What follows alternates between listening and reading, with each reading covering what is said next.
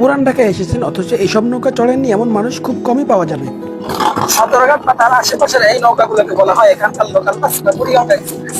কেন, সেই উত্তর একটু পরে দিচ্ছি। কিছু নৌকা রয়েছে ইঞ্জিন, আবার কিছু নৌকা বৈঠা দিয়ে চলে। তবে আপনি যদি ঘুরতে আসেন আপনার জন্য বৈঠার নৌকাই বেস্ট হবে।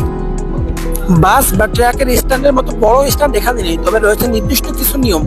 রয়েছে প্রতিটা নৌকার নির্দিষ্ট সিরিয়াল নাম্বার। নিঃশ্বাস আটকে রাখার অভ্যাস থাকলে তো ভালো, আর না থাকলে আর এটা তো চললে বুড়িগঙ্গার পানির গন্ধে আপনি নিঃশ্বাস ঠিকই আটকে যাবে। তবে আমরা যেহেতু বৃষ্টি পরে গিয়েছিলাম তাই বুড়িগঙ্গার পানি ছিল একদম ফ্রেশ, সাধারণ নদীর পানির মতোই। নৌকা থামানোর জন্য মাঝিরা বৈঠা দিয়ে করতে পারে হাইড্রোলিক ব্রেক। চলতে চলতে বা ব্রেক করতে গিয়ে একটার সাথে আর একটা এমন ভাবে ধাক্কা খায় যেন মুভির সিনকে মনে করিয়ে দেয়। তবে এসব নৌকায় চড়তে টাকা নিয়ে ভাবতে হয় না। 8 টাকা থেকে 10 টাকার মধ্যেই আপনি এই পার ওই পার যেই পারে ইচ্ছে চলে যেতে পারেন। চাইলে ভাড়া নিয়ে ঘুরতে পারেন বুড়িগঙ্গার ডার চকচকে পানিতে। এই নৌকাগুলো শুধু এখনকার না, ঐতিহ্য বহন করে আসতে মোগল আমল বা 17 শতকে।